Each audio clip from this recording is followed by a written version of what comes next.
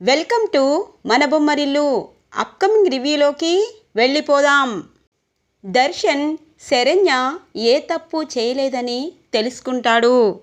హాస్పిటల్లో ఉన్న శరణ్య కోసం గుడికి వెళ్ళి అర్చన చేయించి, అమ్మ శరణ్య విలువ తెలిసింది, నేనే శరణ్యని అపార్థం చేసుకున్నాను, జీవితంలో పుట్టినప్పటి నుండి నేనే తప్పు చేయలేదమ్మా, శరణ్య విషయంలో తప్పు చేశాను అని చెప్పి ఆనందభైరవితో ఇక దర్శన్ అలా మాట్లాడుతూ ఉంటే ఆనందానికి అవధులు లేకుండా పోతాయి ఆనందభైరవికి.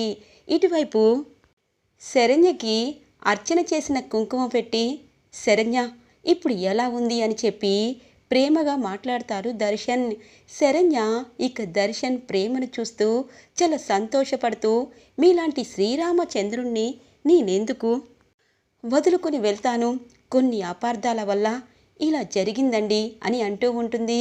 ఇక ఆనందభైరవి వాళ్ళిద్దరినీ చూసి చాలా సంతోషపడుతూ ఉంటుంది. డాక్టర్ వస్తారు. ఇక దర్శన్తో అంటారు, నిజంగా మీ భార్య అంటే నీకు చాలా ప్రేమ ఉంది, ఈరోజు సాయంత్రమే డిశ్చార్జ్ చేసి తీసుకుని వెళ్ళండి, చిన్నదే అయింది కానీ నీ హడావుడి చేస్తే మాకే భయం వేసింది అని చెప్పి డాక్టర్ చెప్తూ ఉంటారు. ఇక ఆనందభైరవి ఇంటికి ఫోన్ చేసి జరిగిందంతా చెప్తుంది. ఇక అటువైపు అనన్య, ఏంటి నా చెల్లి శరణ్యకి యాక్సిడెంట్ అయిందా, ఇదంతా మరిది గారి పనే అయ్యుంటుంది అత్తయ్య అని అంటుంది. నోరు ముయ్ అని అంటారు రోహిత్. అమ్మ పిన్ని ఫోన్ చేసింది, శరణ్యకి స్పృహ వచ్చిందంట, దర్శన్ కూడా అక్కడే ఉన్నాడంట, నేను వెళ్తాను అనగానే, వెళ్ళు నాన్న, ఎలాగూ ఈవినింగ్ డిశ్చార్జ్ చేస్తారు కదా, అందుకే ఆనంద రావద్దనింది అని చెప్పి అంటుంది. ఇక లీలావతి. రోహిత్ హాస్పిటల్కి వస్తారు. ఆనంద రోహిత్ని శరణ్య దగ్గరికి తీసుకువెళ్తుంది. అమ్మా శరణ్య ఇప్పుడు ఎలా ఉంది అనగానే, బాగానే ఉంది బావగారు అనేలోపు అక్కడికి దర్శన్ వస్తారు. దర్శన్ని చూడగానే, చూడమ్మా నీకు చాలా కష్టాలు దేవుడు పెట్టాడు, కానీ ఆ కష్టాల నుండి పిన్ని నిన్ను దాటిస్తూ ఉంది అనగానే, ఇక దర్శన్ రోహిత్ మాటల్ని వింటూ బాధపడుతూ ఉంటాడు. సరే అమ్మా నేను బయట ఉంటాను అని చెప్పి రోహిత్ బయటికి వెళ్ళబోతూ ఉంటే రోహిత్ చేతిని పట్టుకుంటారు దర్శన్. అన్నయ్య నన్ను క్షమించు అని అంటారు. దర్శన్ నువ్వేం తప్పు చేశావు అనగానే, లేదన్నయ్య, నిజంగా మీ అందరి గురించి తెలిసి కూడా అనరాని మాటలు అన్నాను, నా మీద నాకే అసహ్యం వేస్తుంది, నేనేనా ఇలా బిహేవ్ చేశాను అని అనుకుంటున్నాను, నేను తప్పు చేశానన్నయ్య శరణ్య విషయంలో, కుటుంబం విషయంలో అని అంటారు. దర్శన్ నిజంగా నువ్వు ఇంతగా మారుతావని అస్సలు అనుకోలేదు, నిజంగే సీతాదేవి లాంటి భార్య ఉన్నప్పుడు భర్త శ్రీరామచంద్రుడు అయిపోతాడు కదా, అలాగే అయిపోయావు అని అంటారు. లేదన్నయ్య, నా కుటుంబం నా కళ్ళు తెరిపించింది, నా భార్య శరణ్య నా తప్పులని కంటికి కనిపించేటట్టు చేసింది అని చెప్పి అంటూ ఉంటాడు దర్శన్. ఇక ఆనందభైరవి అప్పుడే వస్తుంది. దర్శన్ మాటలకి హ్యాపీగా ఫీల్ అవుతుంది. ఇక డిశ్చార్జ్ చేస్తారు శరణ్యని హాస్పిటల్ నుండి. ఇది ఇలా ఉండగా అనన్య కోపంతో రగిలిపోతూ, వసే సమీరా నీకేం పోయే కాలం వచ్చింది, దాన్ని చంపాలనుకుంటే నాకొకసారి అడగచ్చు కదా, రౌడీలను పెట్టి చంపించేసేదాన్ని, కానీ ఇప్పుడు అది ఆ దర్శన్కి అంతా అర్థమయ్యేటట్టు యాక్సిడెంట్ చేయించి మరి చెప్పినట్టున్నావు అనగానే, నేనేం చేయను అనన్య, అది ఆ రోజు దర్శన్తో కూరగాయలు తెప్పిస్తూ దర్శన్ని ఒక ఆట ఆడుకుంటుంది, అందుకే దాన్ని యాక్సిడెంట్ చేసి పైకి పంపించాలనుకున్నాను, కానీ దర్శన్ ఇంతగా మారిపోతాడని అస్సలు అనుకోలేదు అనగానే, అనుకోవాలి, ఎందుకంటే మంచి వాళ్ళు ఎప్పుడు ఎలా మారుతారో ఎవరికీ తెలీదు, మా ఆనందభైరవి అత్తయ్య వేరు కాపురం పెట్టినప్పుడే నేను అనుమానించాను, వాళ్ళిద్దరినీ ఇలాగే ఇంటికి కలిసిమెలిసి ఉండేటట్టు తీసుకొస్తుందని, ఇంకా నీ మట్టి బుర్రకి అర్థం కాలేదు, ఇక నీ జీవితాన్ని నువ్వే నాశనం చేసుకున్నావు, ఛీ అని చెప్పి ఫోన్ కట్ చేస్తుంది అనన్య. ఈవినింగ్ అవుతుంది. శరణ్యని జాగ్రత్తగా ఇక చెయ్యి పట్టుకొని ఇంట్లోకి కుడికాలు పెట్టి అడుగు పెట్టిస్తూ ఉంటాడు దర్శన్. ఇక లీలావతి అలాగే వాళ్ళ ఆయన అందరూ దర్శన్ని చూస్తూ అలాగే ఉండిపోతారు. మెల్లిగా శరణ్య మెల్లిగా అని చెప్పి అంటూ ఉండగానే ఆనందభైరవి నాన్న జాగ్రత్తగా రూమ్కి తీసుకువెళ్ళు అని అంటూ ఉంటుంది. ఇక అనన్య ఆ సన్నివేశం చూస్తూ కోపంతో ఊగిపోతూ ఉంటే ఆనందభైరవి అంటుంది, చూడు అనన్య, ఇలా పెద్ద కోడలివి, ఇంట్లో శరణ్యకి యాక్సిడెంట్ అయ్యింది, ఇంటిని పట్టించుకోవాలని తెలీదా? ఎక్కడ పనులు అక్కడే వదిలేశావు? త్వరగా వెళ్ళి వంటని పూర్తి చేయి అనగానే, ఏ అనన్య, శరణ్యకి ఒంట్లో బాగోలేదు, యాక్సిడెంట్ అయిందని ఊరిక ఇది అది అన్నావు కదా, ఇప్పుడు నీ చెల్లికి సేవలు చేయవా అని అంటారు రోహిత్. చేస్తాను, కొడుకు కోడలు కలిసిపోయారని తెగ ఆనందం పడిపోతున్నావు కదా, ఈ అనన్య నీ ఆనందాన్ని అలాగే ఉంచుకుంటుందని ఎలా అనుకుంటున్నావు? ఈ అనన్య గురించి తెలిసే ఇదంతా చేస్తున్నావా అత్తయ్య? చెప్తాను. ఆ పిల్ల పిచ్చుక ఉంది కదా, అది నా చేతిలో ఖచ్చితంగా అయిపోతుంది. కొడుకు కోడల్ని కలిపినంత ఈజీ కాదు సమీర జీవితాన్ని బాగు చేయాలంటే. దాని జీవితం నా చేతిలో ఉంది అని చెప్పి ఇక వెంటనే ప్రకాష్కి ఫోన్ చేస్తుంది అనన్య. ప్రకాష్, ఏంటి చేతులు కట్టుకొని ఆ ఇంట్లోనే అలాగే ఎవరు డబ్బులు లెక్క పెడుతున్నారా, ఆ డబ్బులు నాకు కావాలని ఎదురు చూస్తున్నావా అని అంటుంది.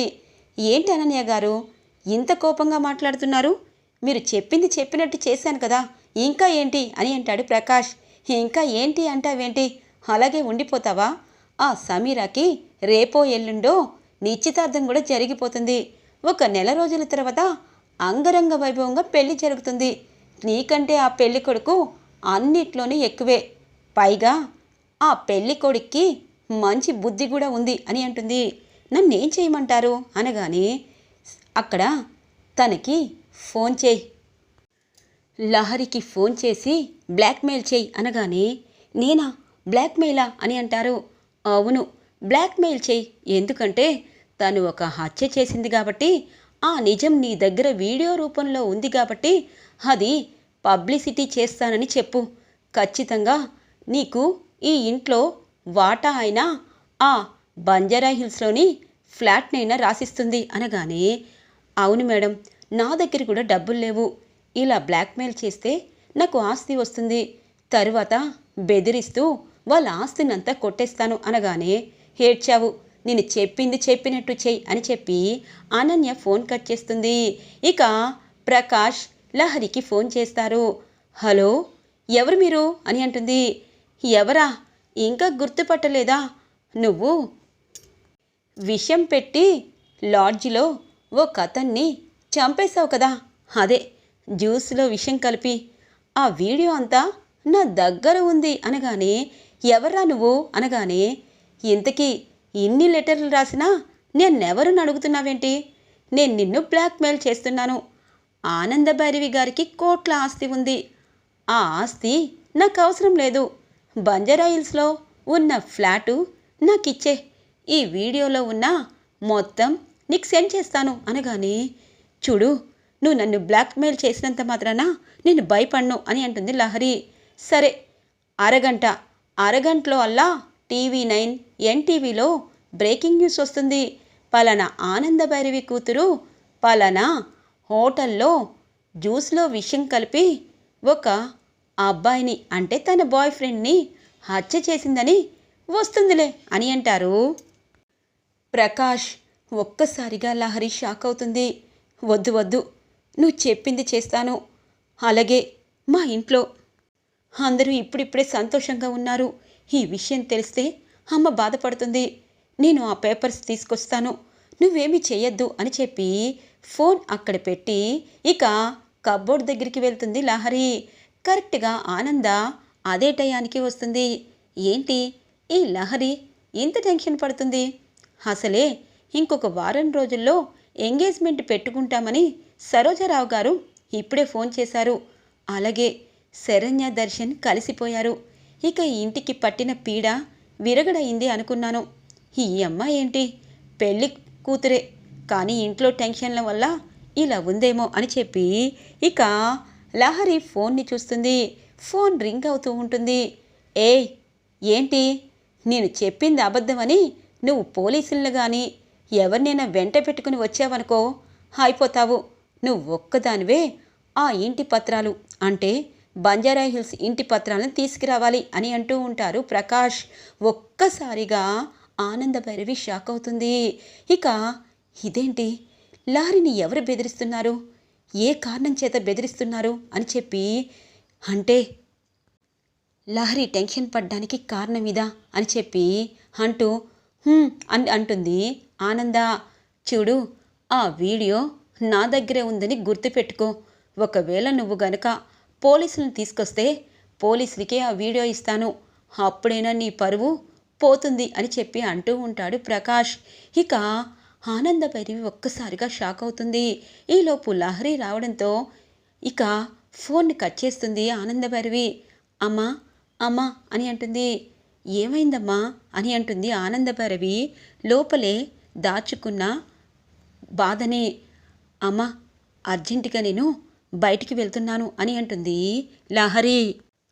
ఇప్పుడే శరణ్య డిశ్చార్జ్ అయింది కదా, ఇప్పుడు నువ్వు బయటికి వెళ్ళడం భావ్యం కాదు, నువ్వు రాత్రికి వెళ్ళు అని అంటుంది. అమ్మా, రాత్రి అంటే నా ఫ్రెండు అనగానే ఫోన్ చేసి చెప్పమ్మా, ఎందుకంటే నీ ఫ్రెండ్ అర్జెంటుగా కలవాలంది కదా, తనకి కొంచెం లేట్ అయినా పర్వాలేదని చెప్పు అని అంటుంది ఆనంద. సరేనమ్మా అని చెప్పి ఫోన్ని తీసుకువెళ్ళి తన రూమ్లోకి వెళ్తుంది. ఎవరో లహరిని బ్లాక్మెయిల్ చేస్తున్నారు. అసలు నిజమేంటి, అసలు ఏమైంది? ఇప్పుడే కొడుకు కోడలు కలిసిపోయారు అనుకుంటే ఇంకొక కష్టం వచ్చిందా? అసలు లహరిని ఎవరు బ్లాక్మెయిల్ చేస్తున్నారు, దేనికోసం బ్లాక్మెయిల్ చేస్తున్నారు అని చెప్పి బాధపడుతూ ఉంటే వెనుకాల అనన్య నవ్వుకుంటూ, నిన్ను ఆనందంగా ఎలా ఉంచుతాననుకున్నావు, ఇప్పుడు లహరి విషయంలో నీ పప్పులేమి ఉడకు అత్తయ్య గారు అని అనుకుంటుంది అనన్య. ఇది ఇలా ఉండగా దర్శన్ దగ్గరికి వస్తుంది అనన్య. ఏమైంది వదిన గారు, ఏం మాట్లాడాలి అని అంటారు. మరిది గారు, ఏంటి శరణ్యని మీరు అలా గుడ్డిగా నమ్మేస్తున్నారు అనగానే, వదిన గారు, మీ చెల్లి కదా, పుట్టినప్పటి నుండి ఇద్దరు ఒకే ఇంట్లో పెరిగారు కదా, శరణ్య ఎలాంటిదో మీకు తెలుసు, కానీ నాతో మీరు తప్పులు చేయించారు. ఇప్పుడు చెప్తున్నాను, ఈ ఇంట్లో ఆనందం ఉండాలి, శరణ్య దేవత. అలాగే సమీర గురించి ఏదైనా చెప్పాలి అంటే ఇకపై నాకు చెప్పద్దు, సమీరాకే చెప్పండి, ఎందుకంటే తనకి ఇంకా పెళ్లి కాలేదు, తనకి మంచి భవిష్యత్తు రావాలి. అలాగే అమ్మకి చెప్పి ఒక మంచి అబ్బాయినిచ్చి సమీరాకి దగ్గరుండి నేనే పెళ్లి చేస్తాను.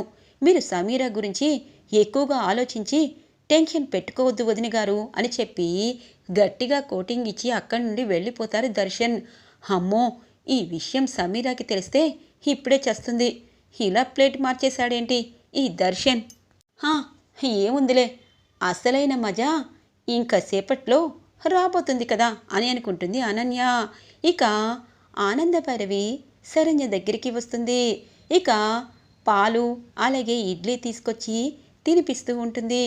అత్తయ్య, నేను ఏ జన్మలో ఏ పుణ్యం చేసుకున్నానో, దేవత లాంటి అత్తయ్య, దేవుడు లాంటి భర్త దొరికాడు, ఇక నా జీవితంలో అన్ని సంతోషాలే అనగానే, అవును శరణ్య, ఎందుకంటే ఎన్ని కష్టాలొచ్చినా ఓర్చుకున్నప్పుడే దేవుడు ఆ మనిషికి ఖచ్చితంగా సుఖాలను ఇస్తాడు. నా కొడుకు మారిపోయాడు, ఇక నీ జీవితం గురించి ఇక నేను ఎక్కువగా ఆలోచించాల్సిన అవసరం లేదు, నీ భర్తే నీ గురించి ఆలోచిస్తాడు. కానీ లహరి విషయం అర్థం కావటం లేదు, లహరిని ఎవరో బ్లాక్మెయిల్ చేస్తున్నారు అని అంటుంది. ఒక్కసారిగా శరణ్య షాక్ అవుతుంది. అత్తయ్య, దేనికోసం అనగానే, నువ్వు టెన్షన్ పడద్దమ్మా, ఇప్పుడే కదా హాస్పిటల్ నుండి వచ్చావు అని అంటుంది. నిజమే అత్తయ్య, కానీ లహరిని ఎవరు బ్లాక్మెయిల్ చేశారు అనగానే, ఏమో తెలీదు, ఫ్లాట్ కాగితాలు తీసుకురమ్మని బ్లాక్మెయిల్ చేస్తూ ఫోన్లో వార్నింగ్ ఇస్తున్నాడు.